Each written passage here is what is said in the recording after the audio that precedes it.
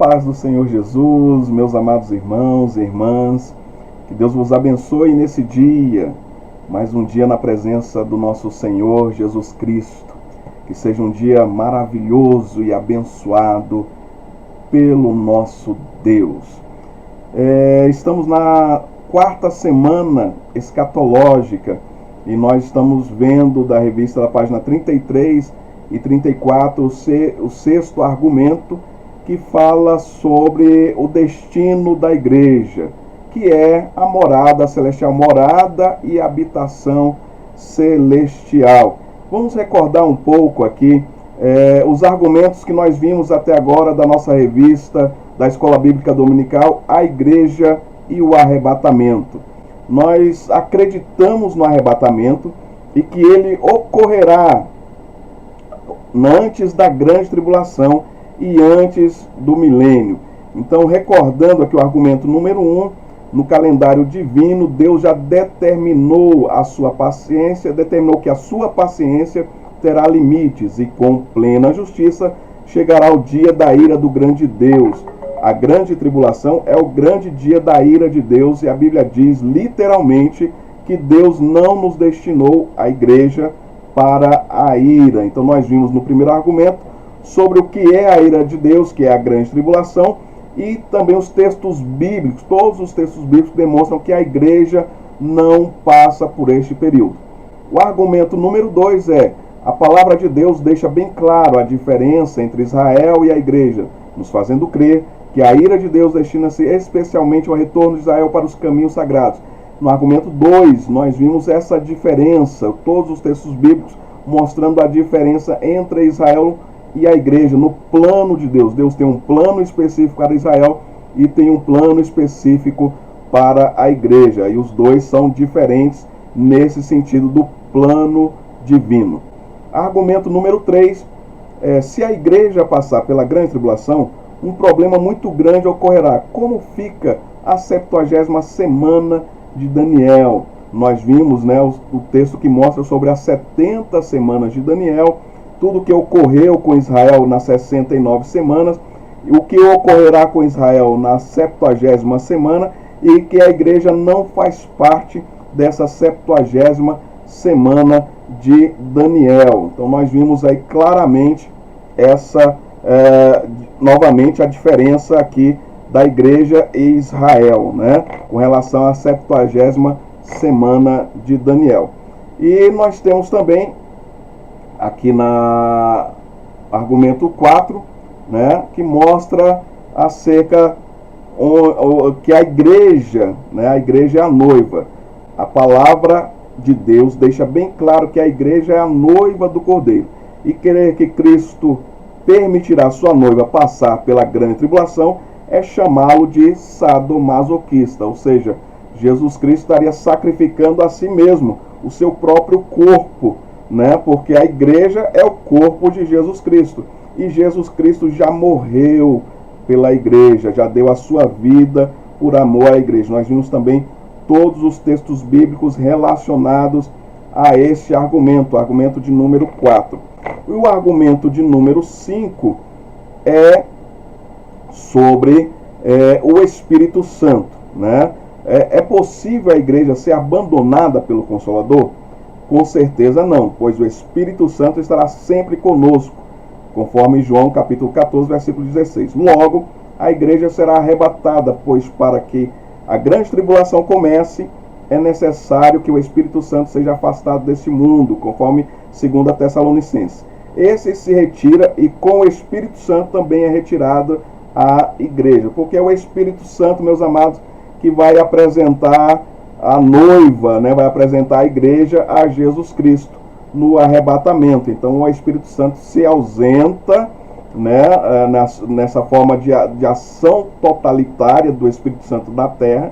Então ele se ausenta para levar a igreja no arrebatamento da igreja, e aí deixa o campo disponível para o anticristo, Então o Espírito Santo agindo como o detentor, é aquele que detém a manifestação, a aparição do anticristo.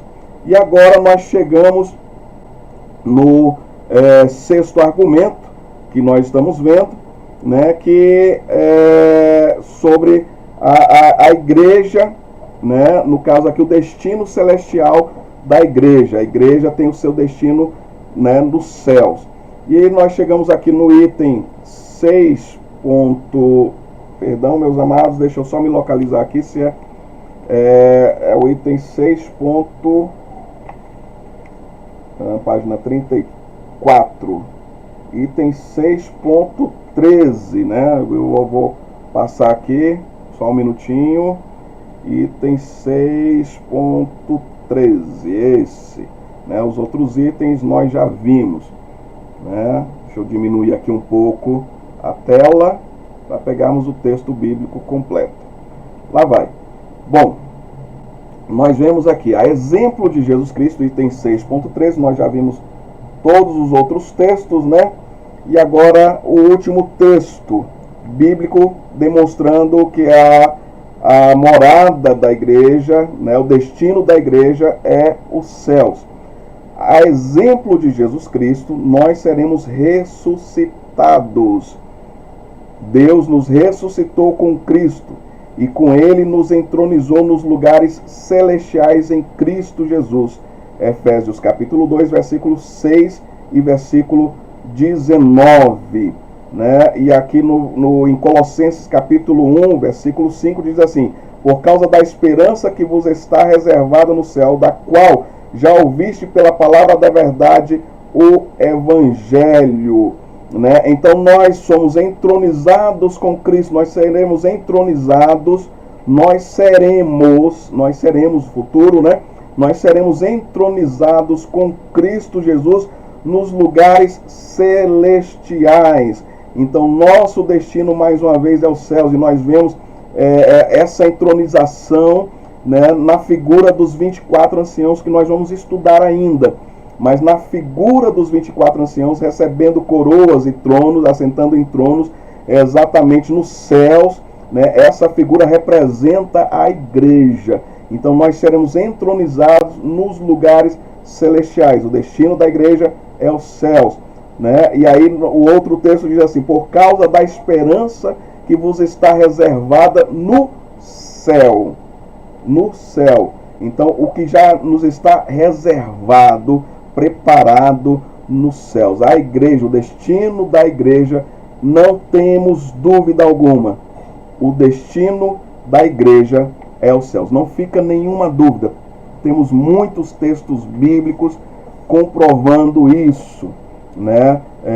O destino da igreja é os céus, tá certo? Então não fica nenhuma dúvida aqui com relação ao destino celestial da igreja do Senhor. A sua morada é nos céus. O local onde você deve juntar tesouros é nos céus.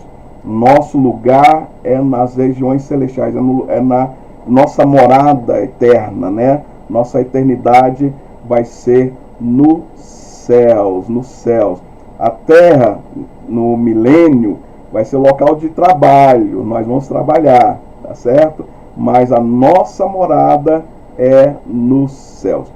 Meus amados, eu quero aproveitar esses minutos ainda que nos restam para responder algumas perguntas que nos foram feitas quando nós estávamos falando sobre o arrebatamento de acontecimentos distintos, ainda no estudo 2. Né? No estudo 2 nós fizemos alguns vídeos para a semana escatológica e surgiram algumas dúvidas, né? E as dúvidas nós separamos, né? E aí eu queria estar respondendo algumas dúvidas que surgiram naquele período, tá certo? A maioria das dúvidas foi relacionada a Elias e Enoque, né? Nós podemos ver aqui, né, com relação a isso, né, que a maioria das perguntas, nós separamos aqui duas perguntas, porque para vocês observarem que basicamente a dúvida é a mesma, né? Aqui nós temos a pergunta da missionária Sueli, falando: Enoque e Elias não estão no paraíso, porque não morreram, nem tiveram corpos transformados, para estarem com Deus. Então, onde eles estão? Então, é sobre Enoque e Elias. Onde é que eles estão, né?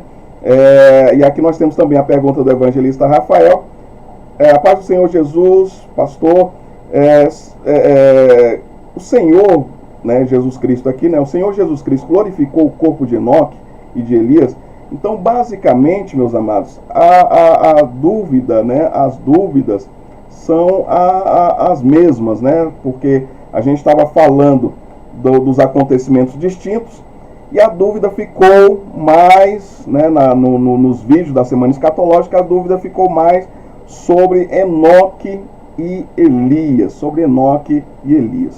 Então vamos lá, né? Vamos tentar responder essa pergunta, né, sobre Enoque e Elias, tá certo? Vamos procurar responder aqui para vocês essa dúvida, porque como é que é a questão do corpo? Eles não morreram, né? E aí? Né? Eles não morreram, e aí? O que aconteceu, né, com Enoque e com Elias? Bom, segundo os textos bíblicos, né, lá de Gênesis capítulo 5, que fala de Enoque, que Enoque andou com Deus e Deus para si o tomou, né, ele não foi mais achado, não foi mais visto, não foi mais encontrado, né? E de 2 Reis capítulo 2, né, que fala sobre Elias, e Elias ter sido levado numa nuvem, né? Num redemoinho, né? Foi levado para os céus num redemoinho, né? A carruagem de fogo separou Elias de Eliseu e o redemoinho levou Elias aos céus, né? O que nós podemos ver? O texto bíblico, ou os textos bíblicos, mostram claramente que tanto Enoque quanto Elias foram para os céus, né? Foram para os céus, né? Enoque, no caso, até fala que Deus para si o tomou. Então nós vemos sim que os dois foram para os céus, né? Então onde é que eles estão? Estão no céu, foram para os céus, né? Mas e aí? Né? A grande questão é, mas e aí? E os textos bíblicos, né? Como é que fica a questão dos textos bíblicos com relação à morte? Eles não morreram, né? Se não morreram, não terão o corpo glorificado, né? Como é que fica essa questão? Como é que ficam todas as questões que envolvem corpo, alma e espírito, né? Corpo, alma e espírito. E a longevidade também, porque com relação à longevidade do período de anos que se passaram de lá para cá. Bom, a gente vê algumas questões na Bíblia, né? Primeiro a gente precisa entender isso. Eles foram para os céus e estão nos céus. Como que isso está acontecendo, né? Aí a gente vem pelas... a Bíblia não revela claramente. A Bíblia não mostra claramente. O que a gente pode ter são suposições, são ideias, são conjecturas, né, em relação a isso. Então a gente pode supor conforme os textos bíblicos nos mostram, mas não tem nenhum texto bíblico que mostra isso claramente. Primeiro eu imagino o seguinte, primeiro eu penso o seguinte, né, aqui há exemplo de outras passagens bíblicas no Antigo Testamento que eram passagens, eram acontecimentos que iriam revelar coisas futuras, né, que iriam trazer revelações de coisas futuras. Então Deus ia construindo um entendimento acerca das coisas futuras.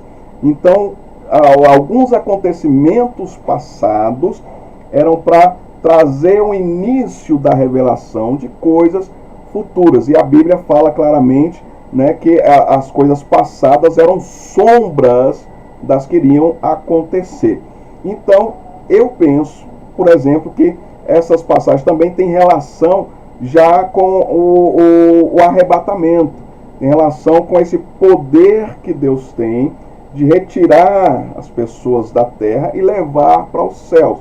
Então eu já vejo aqui, né, uma demonstração de que é totalmente possível para Deus realizar o arrebatamento, tá certo? Então aqui já vai um pensamento relacionado a isso. Aconteceu? Sim, sim, né?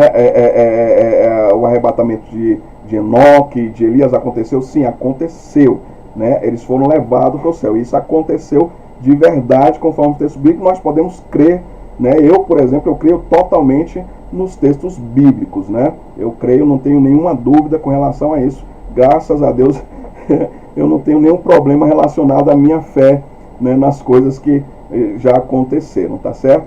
Então, realmente aconteceu, e eu penso nessa questão da demonstração também do poder de Deus em fazer o arrebatamento. Aí vem outra questão, né? Aí eles foram transformados, né? Conforme a pergunta que nós vimos, eles foram transformados, eles receberam um corpo glorificado, né? Aí vem o outro texto bíblico que fala que Jesus Cristo é o primeiro da ressurreição, mas é o primeiro da ressurreição dos mortos. Como eles não morreram, eles podem ter recebido já corpo glorificado, né? Mas aí também, como eu falei, aí é conjectura, aí a gente está somente supondo, é só uma suposição, viu, meus amados? É só uma suposição. Então eles podem sim ter recebido já o corpo glorificado para habitar nos céus, né? Já podem ter sido ter recebido esse corpo. Jesus Cristo é o primeiro da ressurreição dos mortos, ou primeiro da ressurreição, né? Jesus Cristo é o primeiro da ressurreição. Se no caso Jesus Cristo é o primeiro da ressurreição dos mortos, tudo bem eles terem recebido o corpo glorificado. Se Jesus Cristo é o primeiro da ressurreição em geral, né? Jesus Cristo é o primeiro da totalidade da ressurreição, aí eles não receberam ainda o corpo glorificado. E como é que fica? Se eles não receberam o corpo glorificado, como é que eles estão vivendo esse tempo todo nos céus? Né? Como é que eles estão vivendo esse tempo todo nos céus? Vamos ver os textos bíblicos? Lá em Gênesis, depois da queda do homem, né? Depois da queda de Adão e de Eva, né? Em Gênesis capítulo 3, versículo 22, diz assim: Então disse o Senhor Deus, o homem agora se tornou como um de nós, conhecendo o bem e o mal. Para que não aconteça que ele estenda a mão e tome também da árvore da vida e coma e viva eternamente, o Senhor Deus, pois, o lançou fora do jardim do Éden, para lavrar a terra de que fora tirado. Então, nós vemos aqui que o homem é retirado do jardim, no Éden, exatamente para que eles não estendessem a mão e comessem do fruto da árvore da vida e pudessem viver eternamente. Eles tinham comido do fruto do conhecimento do bem e do mal, né? E aí eles poderiam agora estender as mãos, como o próprio Deus disse, e comer do fruto da árvore da vida e viver eternamente.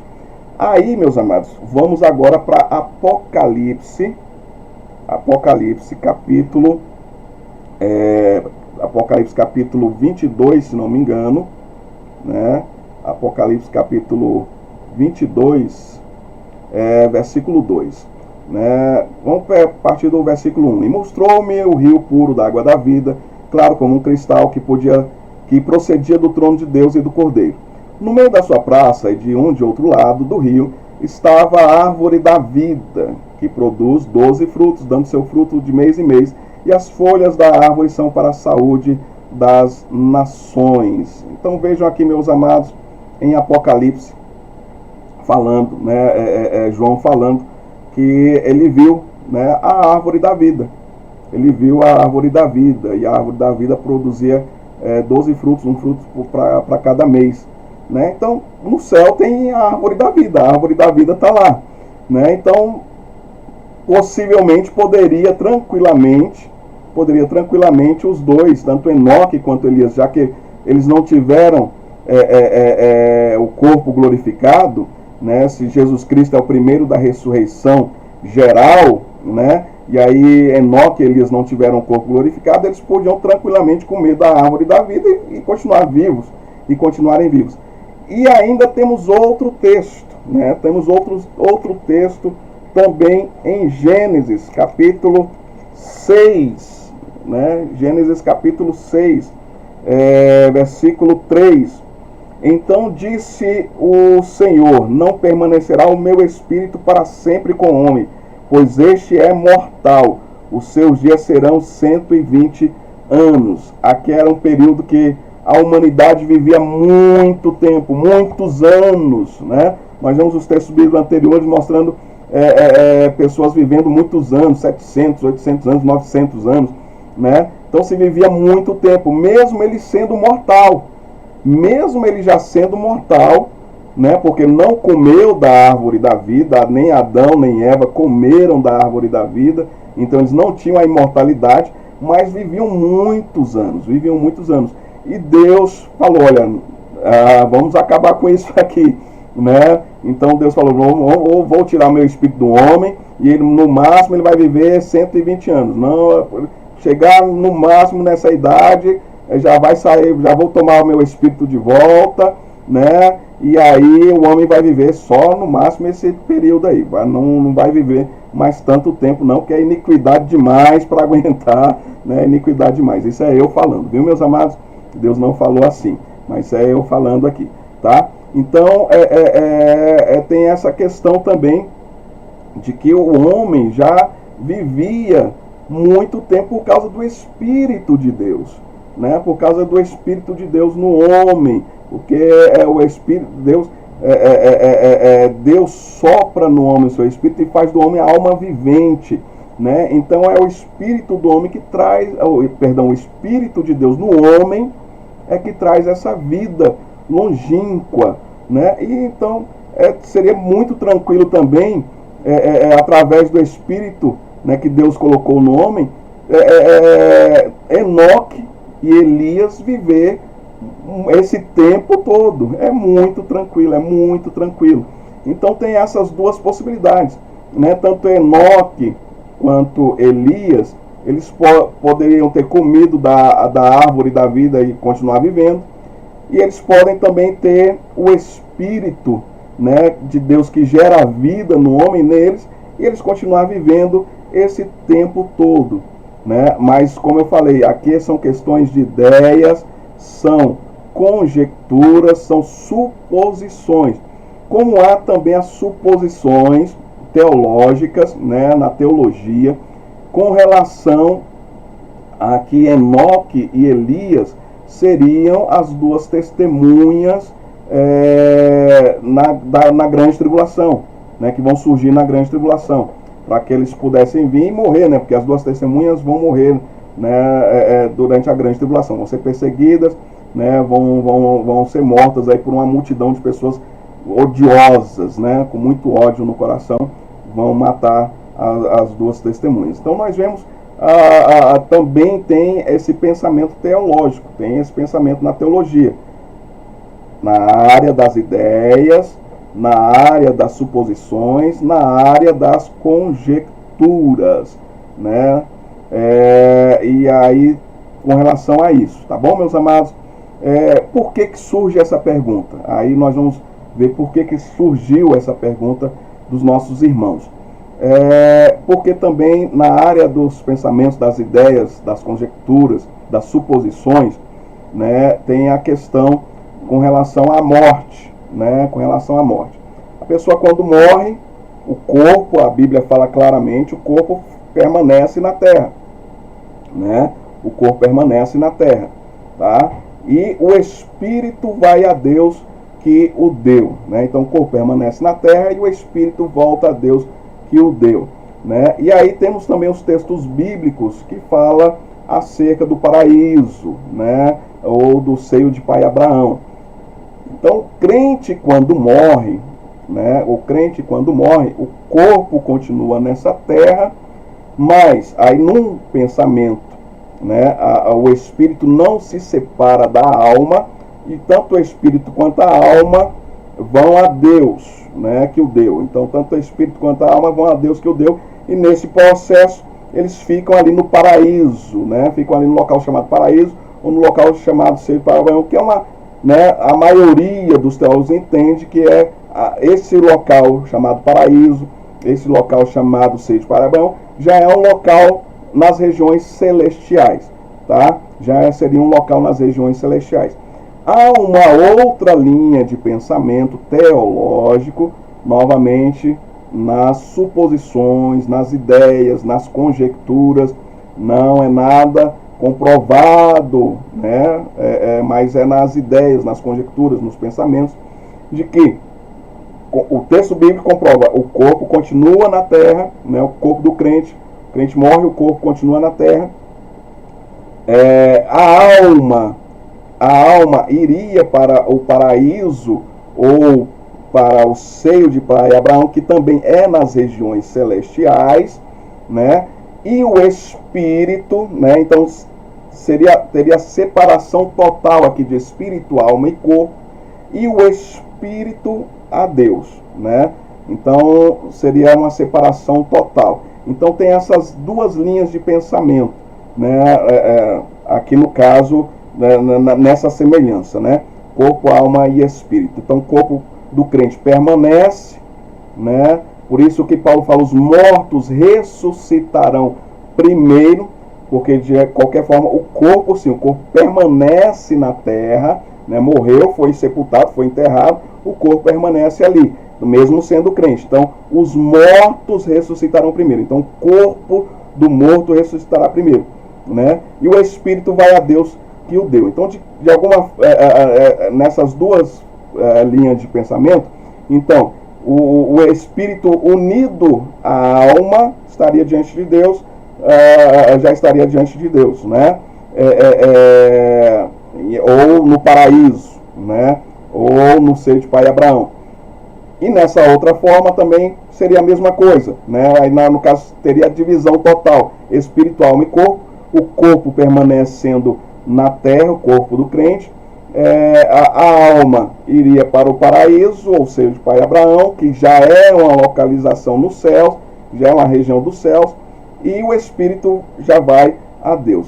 No arrebatamento, durante o arrebatamento, haverá a união completa, corpo, alma e espírito, né? Haverá a união completa. Por isso que também as nossas ideias e pensamentos, nossos conhecimentos que nós adquirimos nessa terra, eles também vão permanecer. Mas tudo isso, meus amados, nós vamos ver quando nós formos estudar o corpo glorificado. Então aguarde ansiosamente, né, até chegarmos, vamos estudando passo a passo, até chegarmos ao estudo, né, no qual nós vamos falar sobre o corpo glorificado.